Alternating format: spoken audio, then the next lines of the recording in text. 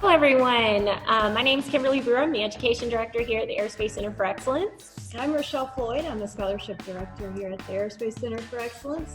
And today we're talking with someone very special, Caroline Johnson. Thanks for having me on. I'm really excited to be here this afternoon, and I guess a little bit of background. So my name's Caroline Johnson. My call sign is Dutch. Not many people get to hear that one, but I flew in F-18 Super Hornets in the Navy. I was a weapons systems officer, so that means I flew in the back of the jet. I did all the missiles, bombs, targeting, navigating, that kind of stuff. I'm also a private pilot in real life with a high performance, complex rating, not too special, but now I just published a book. It's titled Jet Girl, and I'm a professional speaker, and I'm all about empowering and inspiring the next generation to do big things. And we are too, so we're really glad that you were able to take some time to chat with us a little bit. So we do have a couple of questions for you that we hope that you can answer for us. So the first one being, so you were raised in Colorado. Why not the Air Force Academy? Why did you choose the Navy? That's a great question, and I actually hear that all the time. People joke with me and say, hey, you grew up next door to the Air Force Academy. Why did you then choose to go all the way across the country, go to the Naval Academy, and then join the Navy? And so as a kid, I always had a huge sense of adventure, and I was always trying to see new things or experience new cultures. I studied abroad when I was 16 in Germany. And so the Navy really offered that. Living on the East Coast, being able to, I liked where Navy bases were stationed. So, you know, Virginia Beach or Jacksonville, Florida, or Pensacola, or, you know, San Diego, all beautiful places. Whereas Air Force bases, not to be biased at all, but they can end up in South Dakota or, you know, not the best places in the world. So I figured, why not switch it up? So you didn't have anybody in your family that was Navy that influenced you? I mean, maybe. So actually it's interesting. Until my brother and so I grew up in Colorado Springs in a very middle-class family. My dad was in business. My mom was a small business owner. And then I have one brother. He's 18 months older than me. And so he actually went to the Naval Academy and kind of paved the way. He's now a P3 or P8 pilot. So flies reconnaissance planes for the Navy. But before my brother and I, no one actually in my family really served in the military. Yes, my grandfather in World War II, he was a doctor and helped out with some of the Bikini Atoll testing. But other than that, we were really the first career military officers, my brother and I. And so, yeah, it helped that he went ahead of me, but both of us kind of had the same mentality on why we chose Navy over Air Force. Really, really neat that you're both in the Navy. Yeah. So, given all of your travel and stuff as you were young, what experiences do you feel prepared you for the Naval Academy? That's a great question, Rochelle. So, as a kid, we were raised to be very independent and very free thinking, but also very driven and structured. And so, you know, making sure that we had all the freedom in the world. We could go play, we could go hang out with our friends, but it was very important for us to have our homework done before we did that. And then my parents always ensured that we had chores, and we had to get those chores done before we could go have fun. So we were all about working really hard and playing hard.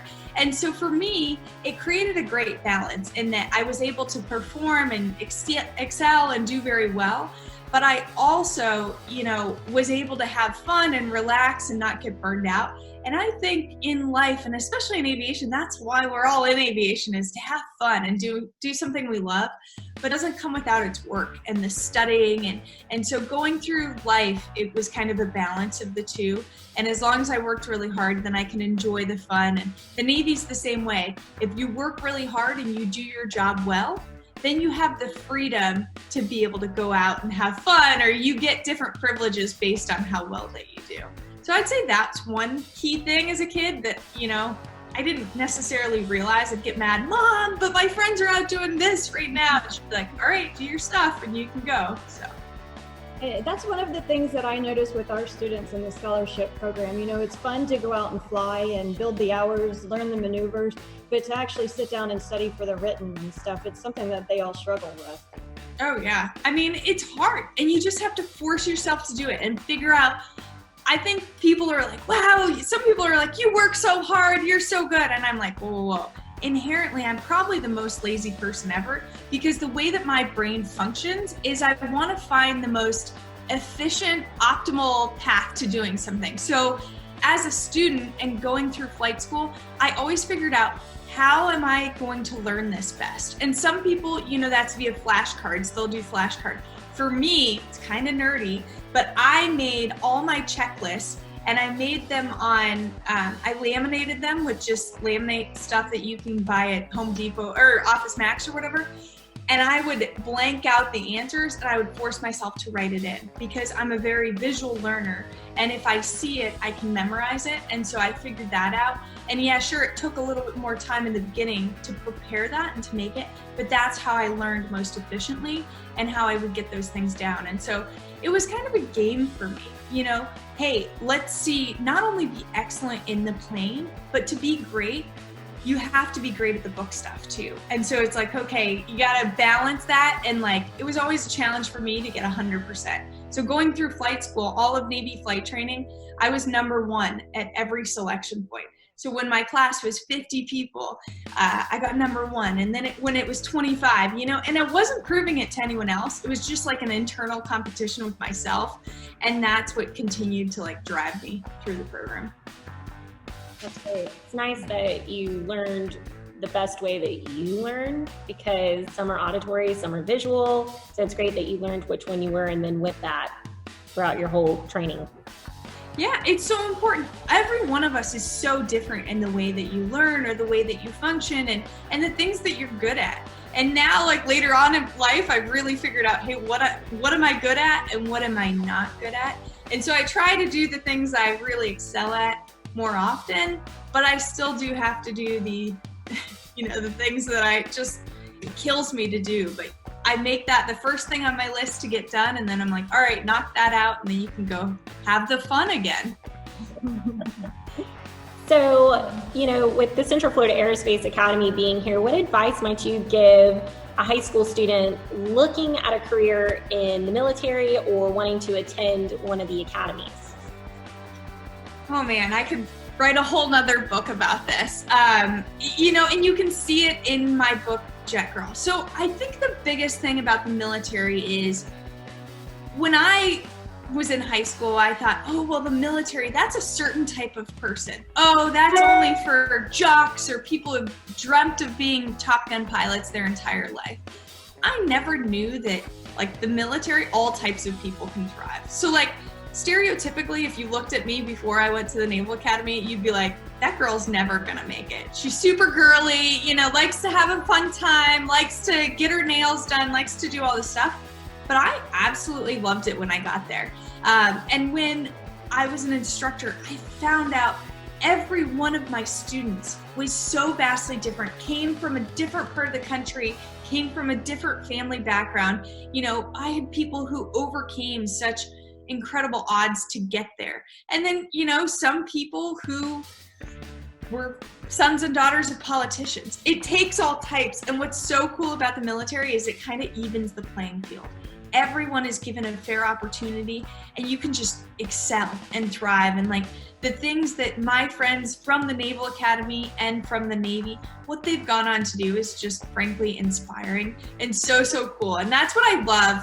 And now what I think is even more cool is, back when I went through back in the day, we'll say, they really tried to force you to be somebody. You have to be this way to be successful. Whereas now, I just left the Naval Academy teaching for 3 years, and my students were so authentic. They were themselves. If on the weekend they wanted to go out and wear Timberland boots or I had people wearing Sperry tops, it didn't matter what they wore. They were just them. They were like, oh, hey, yeah, this is me. Yeah, I do the military and I'm great at it, but like, I can still be myself. And I don't know, I think that's super cool about the military and kind of how we're evolving and getting better. Yeah, I like how in your book you talked about, you're a feminine woman. You want your fresh manicure done and it's okay. Yeah, I mean, okay, on the aircraft carrier when I deployed for 9 months, I brought like the girls will get this, like the shellac manicure kit so that I could do my own nails, and I got really good at it. And so like, it's stuff like that you can just embrace that side of yourself and but still be excellent at your job. So if you were to pinpoint one moment or experience, what would you say would have had the most positive impact during your career? That's a great question, in that there were so many. And I feel like my career, it's built of all these small little points and wins and actually losses too, because some of the failures that I had in the military were some of the most pivotal moments where I grew as a professional or where I grew as an aviator and helped me become the person I am today. And so they ended up being incredibly positive. One story that I do like to tell that I think, that's one of the highest callings is, so we deployed in 2014 on the USS George H.W. Bush. It's an aircraft carrier. There were 5,000 people on board. Of those 5,000, there were only 3 women who flew in fighter jets. So me and my 2 roommates. And we did Afghanistan operations, so we were supporting the drawdown. And then when ISIS kicked off, the terrorists in Iraq, we were the first people into Iraq and the first people into Syria, trying to protect the innocent Iraqis who were on the ground, people who are living their day-to-day lives. And these terrorists are coming in and bashing down their door and saying, hey, give me this many thousands of dollars, and ruining their life. Otherwise we'll kill you, and stuff like that. And so our job overhead was to protect the civilians. So if anyone has heard of Nadia Murad, her book came out. She's a Nobel Peace Prize winner, and it's called The Last Girl. And it's an amazing book. She's a Yazidi, which is one of the local tribes in Iraq. And we were actually up in the north supporting operations up there. And what ISIS had done, they believed that the Yazidis, who are a Christian sect of Iraqi tribal people, they believed they would call them witches and devil worshippers because of their tribal cultures. And so ISIS wanted to persecute them and eliminate them. And so what ISIS did is they bust them all up and pushed them all up on top of this mountain called Mount Sinjar. And it's in the northwest part of Iraq. And so we kept getting intelligence, hey, there's 100,000 people up there, there's 200,000. They didn't know.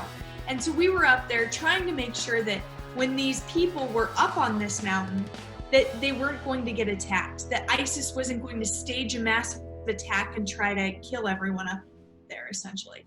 And so sure enough, we were up there and we were circling around, and the way we really work in a fighter jet is we try to assess the situation on the ground. We watch movement, we know what their daily typical days look like, and we look to find enemies and nefarious activity, so like bad guys, essentially. And so sure enough, we found some bad guys up by Mount Sinjar, and they had 2 tanks and an up-armored Humvee, and they started attacking this village, and they started pushing up the mountain. And so this was in the early days when we initially kicked off, and so we called it in and we said, hey, found them, like we found the bad guys, and we're working with the Navy SEAL on the ground, and they said, roger that, we'll get approval. So they sent it back to Washington, D.C., we got approval, and we were able to stop them. We were able to neutralize the threat and stop them and save tens of thousands of people on this mountain because we stopped the enemy. And so at that moment, it really taught me that, I had worked for 9 years, 1 month, and 10 days to get to that point. I had trained of just pure Navy training, flight training, training in the jet, training at these missions to get to that one moment to do my job. And in aviation, you're going to be the same way. If you go into commercial aviation, it's like Tammy Jo Schultz in the Southwest airline, right? When the engine blew out the window. She trained for 25 years to get to that one moment, to use all the training she had to save the day. And so that's to say that, my pinnacle moment was really up there at Mount Sinjar, being able to save those people. And you're going to be called on for your pinnacle moment. And then understanding kind of what that means in the bigger picture of things, in the bigger scale. And so I don't know, that was one moment that was pretty remarkable, that it all came together just perfectly. And I had worked so hard. We talked about kind of those written tests that are so monotonous and so just, I don't know, they're so frustrating sometimes. But all of that stuff ensured that I knew my procedures down pat, and I was ready to go without any checklists. I knew exactly what I had to do and was able to operate and really come up with a battle solution within minutes, and then execute that while just, taking care of the bad guys and not hurting any civilians and protecting all these innocent people. Does that make sense? Yeah. And you mentioned the failure part too, making it, turning into a positive. And I think so many kids nowadays, when they do end up failing at something, they let it bog them down so much that they don't keep going or see the learning experience through it. Yeah. So I'm glad that you mentioned that too, because I feel like that is important. I think it's important to talk about anyone who's been successful. Anyone who, is on a news channel or has a book, or you don't even have to have that. Look at your parents. Your parents have failed. I failed. I went through flight school. I failed a flight. I failed a test. And, that's what determines the successful people from those who are not, is that it's what you do with yourself afterwards. It's picking up the pieces and saying, you know what, it's okay. Tomorrow's a new day. I learned from that experience, and I'm not going to make the same mistake in the future. And that is what aviation is through and through. And like in naval aviation, it's so important. We say the rules are written in blood. The rules are written because we made a mistake, and now we created a rule and a process to prevent that mistake in the future, which is why it's so important to learn. And so just realizing, hey, the magnitude of the decisions you're making by going into the aviation career field, they're big. That's why they pay you the big bucks to be a maintainer, to be a pilot, to be anything in aviation, because they're paying for you to, follow the procedures and be great at your job. And when you fail, learn from it and do better. So Absolutely. So how important would you say persistence and strong work ethic and professionalism is to be a successful naval officer? I mean, it's paramount. It's at the top. It's at the top of the food chain. You have to do that in every single thing that you do. Every day when I would wake up, professionalism, it's showing up, it's being on time, it's being prepared and having learned the stuff that you need to learn. And it's also acknowledging when you haven't. Say you had a family affair, something happened with your family, your parents got sick, your dog died, something. That's okay. Things happen. And it's important to acknowledge that and say, hey, you know what? I had X, Y, and Z happen last night, and I didn't prepare properly. I think that's the biggest part of professionalism, is saying, hey, knowing when you are on it and always striving to be 120% prepared, but also acknowledging when things don't and owning those decisions. So that ownership and everything that you listed off there, I think is super, super important, and the main things that you can practice to be a very successful career professional. So in your book, you spoke about the high academic performance during flight school. What do you say, would you say the dedication of academics in high school is just as important as it is in college or any other training? Oh, 1,000,000%. If you don't lay the foundation early on, and you don't build and practice of doing your work, it's not just going to happen one day. You're not going to go from not doing your homework and getting bad grades to all of a sudden being like, all right, this is real, and turning that switch. It doesn't work like that. It takes practice, and it takes years of practicing, putting those habits, good habits, building them up, and learning how much time it takes you, what type of studier you are. If it takes you longer, I will say, my brother always had to work much harder and study much longer. My parents were like, he'd still be doing homework and you were done. And it's not that things came easy to me, but it was learning, and he's more successful than I am today. Even though it took him a little bit longer, he knew that about himself and was like, hey, I just have to invest the time. Whereas me, it's about creating very directed learning and very like distraction free. I'd have to get rid of everything and use my checklist and just dedicate time, carve that out of my day, because that's where I really struggle. So. Yeah, I thought when I was reading your book, when you were I think you were in Pensacola for flight training, and they had upped the score that you had to get on one of the tests. Yeah. I think it was an 85 to like a 92. Correct. That was, to me, I'm thinking, gosh, if you don't start your study habits early on, it's not going to benefit you when the time comes and you're in college or you're in flight training. Yeah, so like, and the reason I was able to meet those minimum standards is because I had gotten, so it was actually a series of 6 tests. So we went from the minimum passing score being an 85% to a minimum passing score of 92%. And it was all your basics of aviation. So aeronautical engineering, weather, engines, flight rules and navigation and that kind of stuff. And so a 92, which is high. And so I had gotten my books ahead of time. I made sure when I got to Pensacola, the first thing I did, I had all this time off. I had enough time to remodel a trailer, an Airstream trailer to live in. But I also had my books, and so I had studied and read all that information ahead of time. And I guarantee you, in school, in middle school and high school, now with the internet, I mean, you can Google anything and look it up on YouTube and watch it.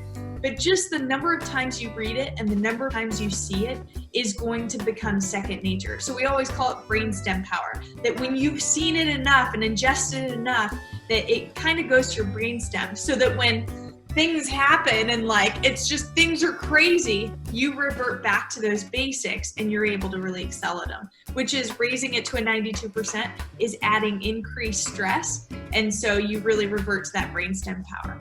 So that's one of the ways I got ahead. Was it me or was it you? You. Okay.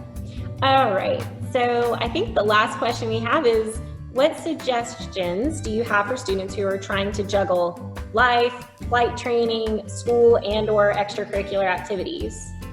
I mean, you're busy, right? Like it gets crazy and it gets stressful. I remember being in high school and being in middle school and sometimes just breaking down and saying, Mom, it's too much. I can't do it, you know, and having my parents support me and say, you know what? No, you can do this. Number one, you signed up for it, so you get to deal with it. But number two, you know how to balance. And sometimes it's okay if something falls out, but you can keep up with it and just chip away at it. Sometimes it all seems like it's coming down and the mountain seems too high, you can't climb it.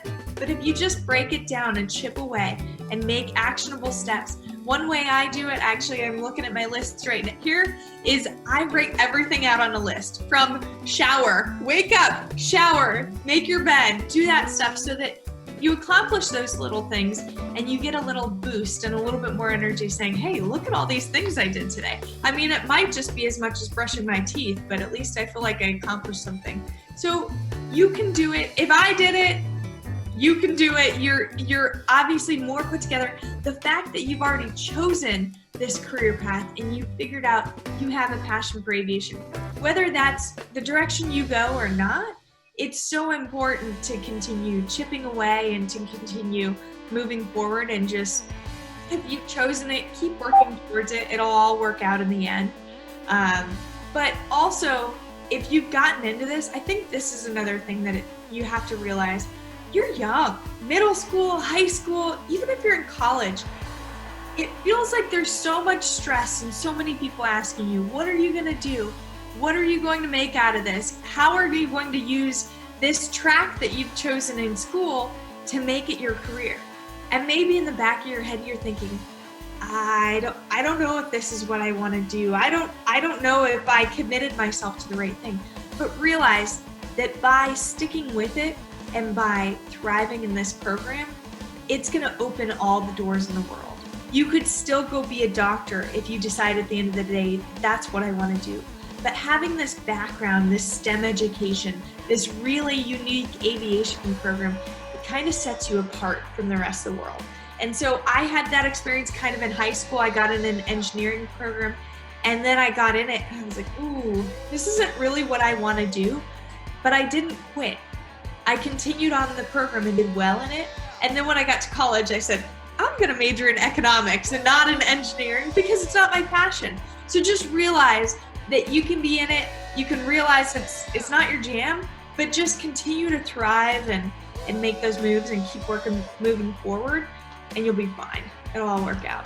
Yeah, I completely agree. And I feel like nowadays prioritizing is extremely important.